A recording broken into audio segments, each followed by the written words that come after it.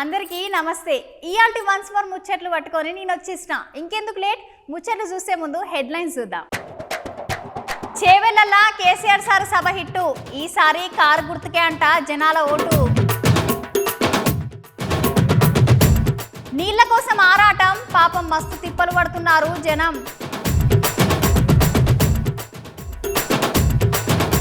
అభిమానిని కొట్టిన బాలయ్య బాబు సారు, ఇంత ఆవేశం తగునా సారు.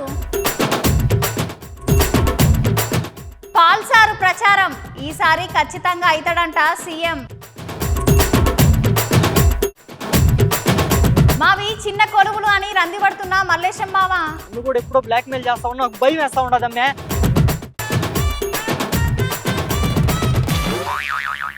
ఇవాళ కేసీఆర్ సారు చేవేళ్ళ మీటింగ్ పెట్టిండుల్లా. చాలా దినాల తర్వాత కారు గుర్తు పార్టీ నుంచి ఈ ఎలక్షన్లలో నిలబడే కాసాని జ్ఞానేశ్వర్ సార్ గురించి సార్ మీటింగ్ పెట్టిండంట. అగో చేవేళ్ళ మీటింగ్లలో కేసీఆర్ సార్ మాట్లాడుతున్నాడు. చలో ఓసారి చూసొద్దాం పాలి.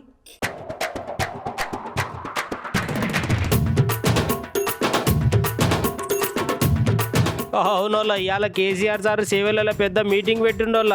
సార్ కారు గుర్తు పార్టీ నుంచి వెళ్ళి ఎంపీ ఎలక్షన్లలో నిలబడుతున్న కాసాని జ్ఞానేశ్వర్ సార్ గురించి ఈ మీటింగ్ పెట్టిండట. అయితే కేసీఆర్ సార్ చాలా దినాల తర్వాత మీటింగ్ పెడుతుంది కాబట్టి అటు కారు గుర్తు పార్టీ లీడర్లు సుత చాలా మంది జనాల్ని మీటింగ్ పట్టుకొని వచ్చిర్రు. కేసీఆర్ సుత అస్తం పార్టీ లీడర్లను పొట్టుగా అరుచుకున్నాడు. కేసీఆర్ సార్ మాట్లాడుతున్నాడు, మీరు సార్ చూడుర్రి. రాజకీయాలు వస్తుంటాయి పోతుంటాయి, ఎన్నికలు కూడా వస్తూ ఉంటాయి పోతూ ఉంటాయి. కానీ ప్రజానీకానికి రాష్ట్ర ప్రభుత్వం అంటే ఒక ధీమా, ఒక ధైర్యం. మా ప్రభుత్వం ఉంది, మమ్మల్ని ఆదుకుంటుందనేటువంటి ఒక విశ్వాసం అనేది ఉండాలి. అంతులేని హామీలు, ప్రలోభాలు దానికి గురైన కొందరు కింది మీద చేస్తే ఈ రాష్ట్రంలో కాంగ్రెస్ ప్రభుత్వం వచ్చింది. 4 నెలలు గడిచి ఇప్పుడు 5వ నెల జరుగుతూ ఉంది. ఏ ఒక్క విషయంలో కూడా ఒక పాలసీ కానీ వాళ్ళు చేసినటువంటి ఎన్నికల వాగ్దానాల మీద చిత్తశుద్ధితో కూడుకున్నటువంటి కార్యాచరణ కానీ ఎక్కడ కూడా కనపడతలేదు. మరో ఎలక్షన్ వచ్చింది, పార్లమెంట్ ఎలక్షన్. 5 నెలలు గడిచినాయి.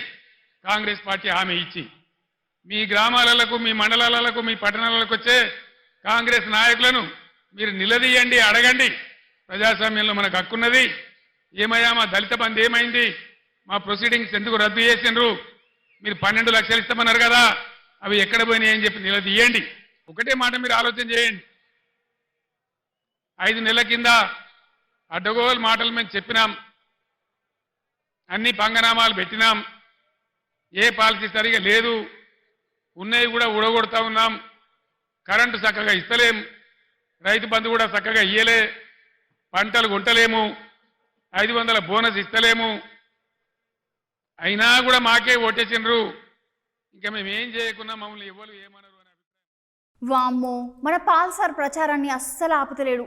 మన పాల్ సార్కి పోటీ ఇచ్చే లీడర్లు అస్సలు లేడు అని అంటున్నారు అందరూ. అవునుల్లా, మిగతా పార్టీల కంటే నేనేం తక్కువనా అని సార్ సుత అన్ని రకాలుగా ప్రచారాలు చేస్తున్నాడు.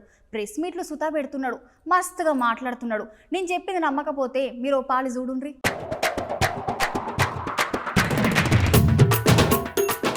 చూసిర్రా కేఏ పాల్ సార్ ఏం చేస్తున్నాడు? అబ్బరా బిడ్డ, పాల్ సార్ ఏంది కుండలు చూపించుడు ఏంది అనుకుంటుర్రా?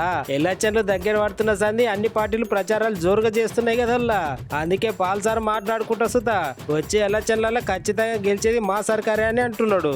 అంతేకాదోల్లా, ఈసారి ఎట్లయినా ప్రజాశాంతి పార్టీ గెలుస్తుందని ఆంధ్రప్రదేశ్ లో వచ్చేది నా సర్కారే అని అంటున్నాడు. అయితే ఎలక్షన్ కమిషన్ పాల్ సార్ కు మునుపు కేటాయించిన హెలికాప్టర్ గుర్తును మార్చిందంట. అయితే మునుపు కేటాయించిన హెలికాప్టర్ గుర్తు జాగాలో కొత్తగా కుండ గుర్తు ఇచ్చిందంట. ఇక సార్ విశాఖపట్నంలో ఇగో ఇట్లా కుండలు చేసుకుంటూ చూపించుకుంటూ ప్రచారం చేస్తున్నాడు. నేను అధికారంలోకి రాగానే నేను ఈ కుండలు తీర్చిదిద్దినట్టు మీ అందరి జీవితాలు కూడా ఇంత అందంగా తీర్చిదిద్దుతానని అంటున్నాడు. అంతేకాదు అటే ఇంకా సార్ ఇంకా మట్టి కుండలు చూపించుకుంటూ కుటుంబ పాలన వద్దు, కుండ గుర్తే ముద్దు అని అన్నాడు. చూడాలిగా ఈసారి పాల్ సార్ ఈ ఎలక్షన్ లో ఎంత మెజార్టీ తోటి గెలుస్తాడో. ఆ కుండను మట్టి నుంచి ఏ విధంగా చక్కగా అందంగా అవసరమైన దానిగా మలుచుతాడో మీ జీవితాన్ని నేను ఆ విధంగా మలుచుతాను. ఫ్యాన్లు ఉరేసుకొని చాలా మంది చనిపోయారు, గ్లాసులు పగిలిపోయి చాలా మంది హాని పొందారు, సైకిళ్ళు యాక్సిడెంట్లు అయి వందల వేల మంది చనిపోయారు. కుండ మంచినీరు ద్వారా ఒక్కరైనా చనిపోయారా? కోట్ల మందికి ప్రాణాన్ని ఇచ్చి, ఇదే మన విజయానికి నిదర్శనం. Thank you. ఇదే మన జయానికి. నేనే పర్సనల్ గా వెళ్ళి ఆనరబుల్ హైకోర్టు తెలంగాణ ఏపీలో ఆర్గ్యుమెంట్స్ చేసి ఈ కొండ గుర్తును సంపాదించుకోండి. ప్రజాశాంతి పార్టీని గెలిపించుకోండి. విశాఖపట్నం ఎంపీగా నన్ను గెలిపించుకోండి. 175 ఎమ్మెల్యేలు ఇప్పుడు గుర్తొచ్చింది కనుక 100 మందిని గెలిపించుకోండి. బంగారం దొంగలు, బండ్ల దొంగలు, మోటార్ బండ్ల దొంగలు, ఇట్లా ఇంతవరకు చాలా రకాల దొంగల్ని చూస్తుంటారు కదా. కానీ ఇక్కడ చూడుండ్రి, ఎవరు దొంగతనం చేస్తున్నారు, ఏం చేస్తున్నారో సుత అర్థం కాలేదు. ఓసారి చూడుండ్రు మీరే. అగో దొంగ అన్నారు స్విగ్గీలో ఫుడ్ ఆర్డర్ చేసి అన్నని చూపిస్తున్నారు ఏంది అనుకుంటుర్రా? అగో ఆర్డర్ చేసిన బువ్వ ఇస్తానికి వచ్చిన అన్ననే అసలు దొంగ అంట. నమ్మట్లేరా? అయితే ఇది చూడుర్రు, మీకే తెలుస్తుంది. అగో ఇప్పుడు అర్థమైంది అసలు ముచ్చట. దొర ముందుగా ఇంట్లో ఏదో ఆర్డర్ చేస్తే పట్టుకొని వచ్చిండంట. అక్కడ డోర్ ఓపెన్ చేసుడు, డోర్ పట్టుకొని వచ్చిన పార్సల్ ఇచ్చుడు 2 అయిపోయినాయి. ఇక పోతాడు అనుకున్నారేమో అందరూ. కానీ మధ్యలో దొర కన్ను అక్కడ ఉన్న కొత్త బూట్ల మీద పడ్డదంట. ఇక అక్క గట్ల పార్సల్ తీసుకొని లోపలికి పోయిందో లేదో, అక్క డోర్ వేసుకో దొరయ్యగా ఎవరు చూస్తలేరు అనుకొని చిన్నగా ఆ బూట్లను ఎత్తుకొని పోయిండు. దొరయ్య ఎవరు చూస్తలేరు అని మస్తు ధైర్యంగా పోయిండు.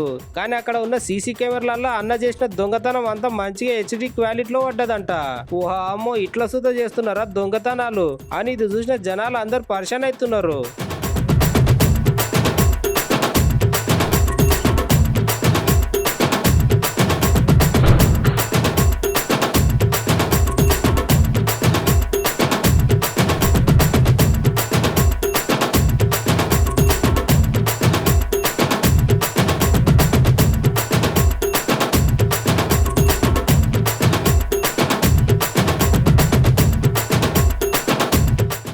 వామ్మో వామ్మో, తాగితే ఏం బలం వస్తుందో తెలియదు కానీ మరి తాగుడుకు అలవాటైతే ఇంత ఘోరంగా తయారవుతారా? వామ్మో, తాగే అలవాటు ఉన్న అన్నలకు మీరైతే ఈ ముచ్చట ఖచ్చితంగా చూడాల్సిందే. ఆలస్యం ఎందుకు, జల్దిగా చూడుండ్రి.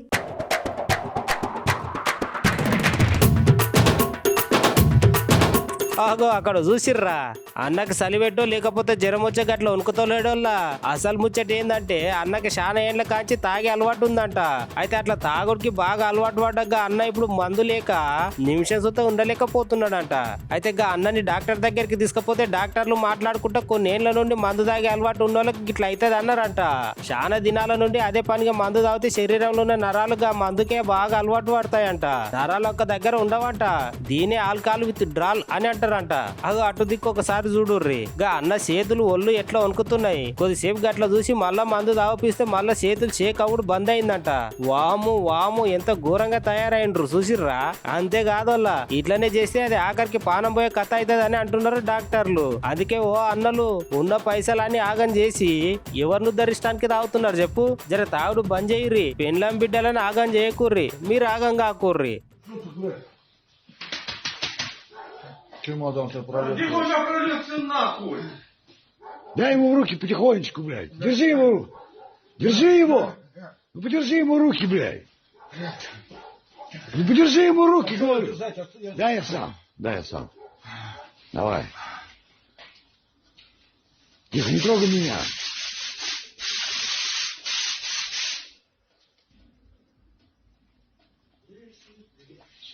Вот и все. Вот и все. రాజకీయాలు భలే గమ్మత్తుగా ఉంటాయి కదుల్లా. ఎలక్షన్లు దగ్గర పడుతున్నాయంటే చాలు సైన్మాల యాక్టర్ల కంటే ఎక్కువగా నటిస్తారు. వీళ్ళకి సైన్మాల హీరోలకి ఇచ్చే ఆస్కార్ అవార్డులు ఇచ్చినా తక్కువనే. గంతగనం చేస్తారు ఒక్కొక్కరు యాక్టింగ్లు. అంతేకాదుల్లా, గట్లుంటది రాజకీయ నేతలతోనే. ఓ పాలిగి వీడియో చూడుండ్రి, నేను ఎవరి గురించి చెప్తానో మీకే తెలుస్తుంది. అగో అక్కడ స్వీట్ షాప్ లో స్వీట్లు కొంటున్నది ఎవరో గుర్తుపట్టిర్రా? అవునల్లా, మన రాహుల్ గాంధీ సారే. రాహుల్ గాంధీ సారేంది ఎలక్షన్ల ప్రచారం వదిలి స్వీట్లు కొంటున్నాడు అనుకుంటుర్రా? ఇంతకు అసలు ముచ్చట ఏంటంటే రాహుల్ గాంధీ సార్ నిన్న ఎలక్షన్ల ప్రచారం కోసమని తమిళనాడు రాష్ట్రం కోయంబత్తూర్కి ప్రచారం కోసమని పోయిండు. అయితే సార్ అక్కడ దిగంగానే సార్కి ఎదురుగా స్వీట్ షాప్ కనిపించిందట. అంతే సారిగా ఎమ్మటే రోడ్ దాటి అటు దిక్కు పోయి స్వీట్ షాప్ లో మైసూర్ పాక్ కొన్నాడట. సార్ కొంటున్నప్పుడు కొంతమంది ఆడున్నోళ్ళు సార్ ఈ స్వీట్ ఎవరికి కొంటున్నారని అడిగితే రాహుల్ గాంధీ సార్ నా దోస్తు స్టాలిన్ కు కొంటున్నా అని చెప్పిండట. అంతేకాదోళ్ళ సార్ పోయేటప్పుడు షాప్ లో పనిచేసేటోళ్ళు అడిగితే సార్ వాళ్ళతో సెల్ఫీలు సుతా దిగిండట. సార్ అట్లా అడగంగానే అడిగిన వాళ్ళకి సెల్ఫీ ఫోటోలు ఇవ్వంగానే అబ్బా రాహుల్ గాంధీ సార్ ఎంత సింపుల్ గా ఉన్నాడు, సార్ చాలా గ్రేట్ అని అంటున్నారు ఇది చూసిన వాళ్ళు.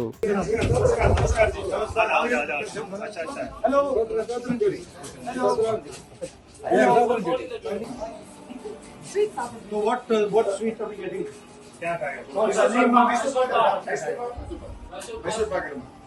So who are you getting sweets for?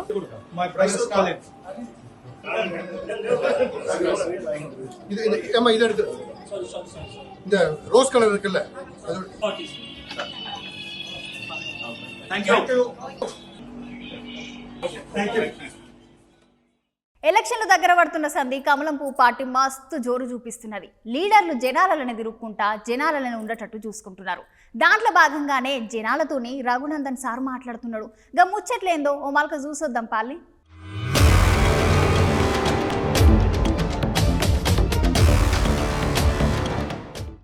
ఏడ చూసినా కేరళలో నాస్తికులు ఉండొచ్చు, కమ్యూనిస్టులు ఉండొచ్చు, కానీ గుళ్ళ సంఖ్య కేరళలో ఎక్కువ ఉంటుంది. అట్లే ఇలా సదాశివపేట పుర వీధులలో ఏ గల్లీకి పోయినా ఏ చౌరస్తాకు పోయినా సదాశివపేట టెంపుల్ సిటీగానే కనబడుతుంది. గల్లీ గల్లీకో గుడి కనబడుతుంది. భారతదేశానికి కేరళ ఎట్లయితే టెంపుల్ సిటీ అవుతుందో అదే రీతి లోపల సదాశివపేట పాత మెదక్ జిల్లాకి టెంపుల్ సిటీ అవుతుందనే లోపల నాకైతే ఎట్లాంటి సందేహం లేదు. ఇంత గొప్ప ఆధ్యాత్మిక కేంద్రం, ఆ వీరశైవుడు నడయాడినటువంటి నేల, లింగాయతులు ఇక్కడ పరమ పూజ్యంగా భావించేటువంటి వీరశైవ లింగాయత్ మత పెద్దలందరికీ కూడా, సమాజాలు నడుపుతున్నటువంటి పెద్దలందరికీ కూడా ఈ సందర్భంగా శుభాకాంక్షలు, అభినందనలు తెలియజేస్తా ఉన్నాను. ఆ రోజు అద్వానీ గారు రథయాత్ర చేసి ఈ జిల్లాకు వస్తే ఆ రథయాత్రలో ముందుండి నడిపించిండు జగ్గారెడ్డి. ఇలా ఆయనకి ఇలా రాముడు రావణాసురునిలా కనబడుతుండు. ఎందుకో రావణాసురుని పంచన చేరిండు, రావణాసురుని కొలిచేటువంటి కాంగ్రెస్ పార్టీలో చేరిండు. ఎప్పుడు కనబడతాడు, ఎప్పుడు మాయమవుతాడు, ఎప్పుడు ఎవరి నెత్తి మీద షడగోపురం పెడతాడో జగ్గారెడ్డికి తెలిసినంత గొప్పగా ఇంకెవరికి తెలియదు. అందుకని దయచేసి ఈయన కూడా మాట్లాడకపోతే, ఈ ప్రాంతానికి మాజీ ఎమ్మెల్యే ఉన్న ఆయన గురించి ఈయన మాట్లాడకపోతే కూడా ప్రజలకు అనుమానం వస్తుంది. ప్రజల ఆకాంక్ష మేరకు, సుప్రీంకోర్టు తీర్పు మేరకు ఈ దేశ ప్రధాని నరేంద్ర మోడీ గారు రామ మందిర నిర్మాణాన్ని పూర్తి చేస్తే నీకున్న బాధ ఏందో జగ్గారెడ్డి చెప్పాలి. నిజంగా నీకు రాముని మీద ప్రేమ లేకపోతే మరి 17వ తారీఖు రోజు సంగారెడ్డిలో రామ మందిరం కాడ చేస్తాం కదా శ్రీరామనవమి వేడుకలు, మరి అది దేనికి సంకేతమో ఒకసారి చెప్పాలి. ఒక భారతదేశం కాదు, కాశ్మీర్ కాదు, కన్యాకుమారి కాదు, ప్రపంచం నలుమూలలో ఐఎమ్ ఎన్ ఇండియన్ అని గర్వంగా చెప్పే రీతిలో మన దేశ కీర్తి ప్రతిష్టల్ని పెంచిన నాయకుడు నరేంద్ర మోడీ గారు.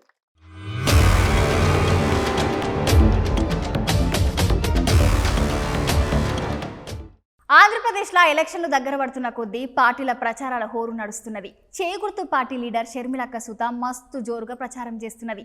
అక్క ప్రచారం ముచ్చట్లు ఏందో ఓ మలక చూసొద్దాం పాలి.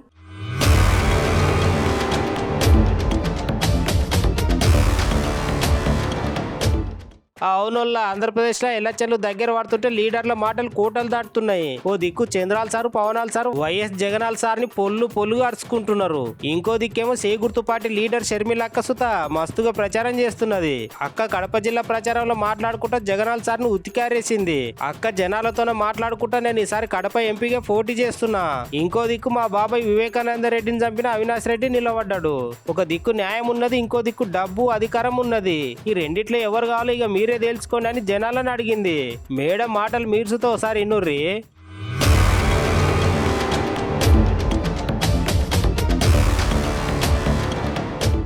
కొంగు చాచి అడుగుతున్నాం, కొంగు చాచి అడుగుతున్నాం, మీ ఆడబిడ్డలు అడుగుతున్నాం. రాజశేఖర రెడ్డి బిడ్డ అడుగుతుంది, వివేకానంద రెడ్డి బిడ్డ అడుగుతుంది. మా కొంగు చాచి అడుగుతున్నాం, న్యాయం చేయండి, న్యాయం చేయండి. మీరే నిర్ణేతలు, మీరే నిర్ణేతలు. ఒకవైపు రాజశేఖర రెడ్డి బిడ్డ నిలబడింది, ఇంకోవైపు రాజశేఖర రెడ్డి గారి తమ్ముడిని వివేకానంద రెడ్డి గారి హత్య చేయించిన అవినాష్ రెడ్డి గారు ఇంకోవైపు నిలబడ్డారు.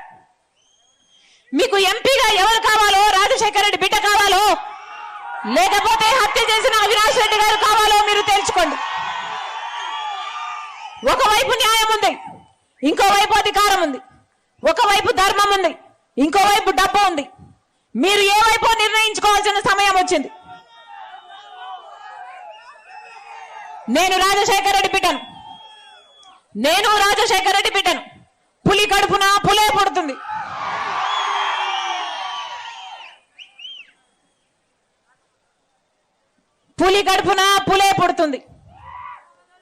ఈ రాజశేఖర రెడ్డి బిడ్డ ఎవ్వరికి భయపడేది కాదు. అలాగే అన్యాయం జరుగుతుంటే సహించేది కూడా కాదు. ఇక్కడ అన్యాయం జరుగుతుంది కాబట్టి ఒక హంతకుడిని మళ్ళీ గెలిపించకుండా ఒక హంతకుడు మళ్ళీ చట్టసభలకు వెళ్ళకూడదని ఈ రోజు రాజశేఖర రెడ్డి బిడ్డ ఈ నిర్ణయం తీసుకొని ఇక్కడ నిలబడింది. మీ రాజశేఖర రెడ్డి బిడ్డను గెలిపిస్తారో ఓడిస్తారో మీరే నిర్ణేతలు.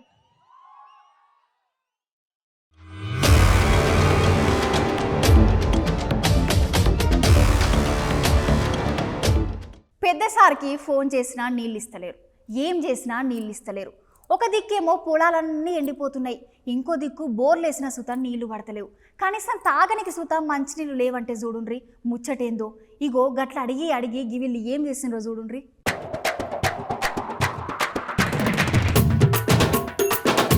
అగో చూసిరా బిందెలు పట్టుకొని ఎట్లా రోడ్ల మీదకి వచ్చిర్రు. వాళ్ళకి చాలా దినాల సంది నీళ్లు అసలే వస్తలేవంట. అడిగి విసుగొచ్చిందంట. ఇక ఎట్లయితే గట్ల అని గిట్ల ఖాళీ బిందెలు పట్టుకొని నడి రోడ్డు మీద ధర్నాలు చేస్తున్నారు. ఈ ముచ్చట ములుగు జిల్లాలో జరిగిందంట. ఈ ఊరోళ్ళకి చాలా దినాల సంది అసలు సుక్క నీళ్ళు వస్తలేవంట. పోయి నీళ్లు కావాలని సార్లను అడిగితేనేమో నీళ్ళు లేవు ఏం లేవు అని జవాబు చెప్తున్నారంట. అసలే ఎండాకాలం, కనీసం తాగానికి సుక్క నీళ్ళు లేకపోయేసరికి ఇక ఊరోళ్ళకి మస్తు కోపం వచ్చి గిట్ల లొల్లి పెట్టుడు షురు చేసిండ్రట. గట్ల నడి రోడ్డు మీదనే గట్ల బిందెలు పట్టుకొని లొల్లి చేస్తున్నారు. రాష్ట్రంలో జనాలకు నీళ్ళ కోసం మామూలుగా లేదు పోర్రి. అటు పొలాల దగ్గర పోతేనేమో పంటలు ఎండిపోయి, ఇటేమో కనీసం తాగేటందుకు సుక్క నీళ్ళు లేకపోయాయని జనాలు అరిగోస పడుతున్నారు పాపం. ఈ వీడియో చూసిన చాలా మంది సీతక్క మేడం ముందు వాళ్ళ గోస తీర్చుర్రి అని మేడంకి చెప్తున్నారు.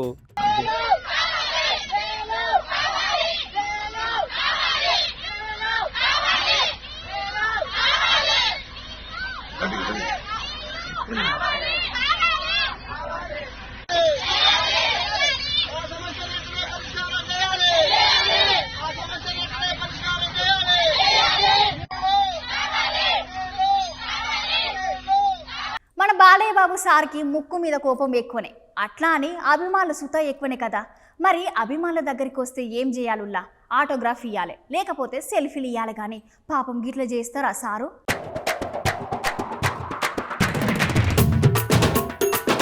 దేవుడా ఆగ చూసిర్రా మన బాలయ్య బాబు సార్ ఎట్లా నూకేస్తున్నాడు.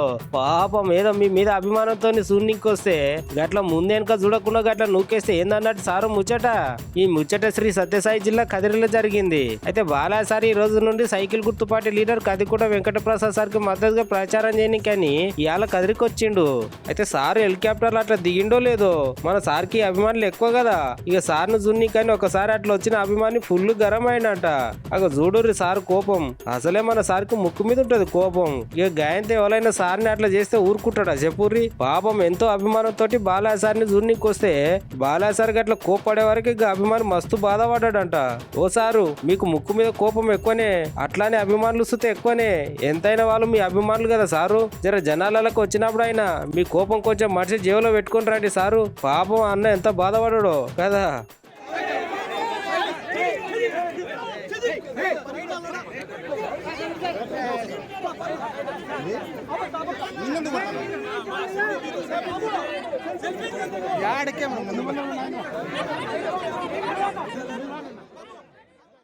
మా మామ ఏడున్నాడో ఏమో, ఇంట్లో ఉన్నాడో లేదో, లేకపోతే పని లేని దోస్తుగాలతో తిరగనికి పోయిండు. ఈ పిల్లకాయ నన్ను బ్లాక్మెయిల్ చేచ్చే నేనేడ చావాలా ఎట్ట చావాలా?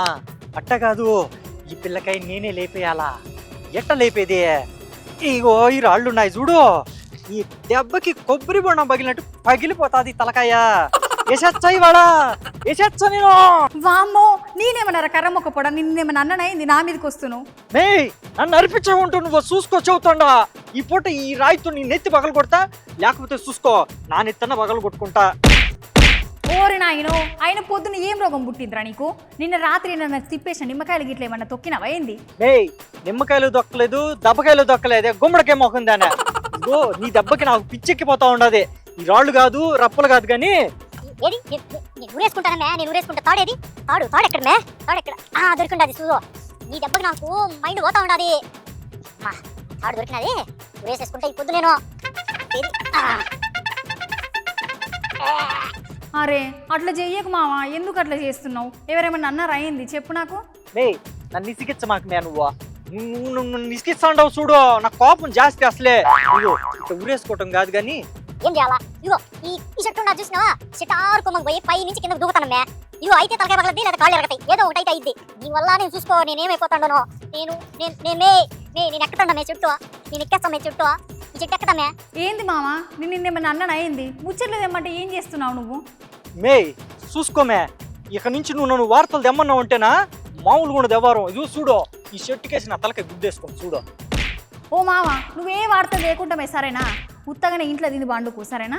మే ఇగో మళ్ళీ ఇట్ట కూడా బ్లాక్ మెయిల్ చేస్తాండవా? ఇంట్లో ఉండమంటున్నావే నన్ను పని పట్ల లేకుండా.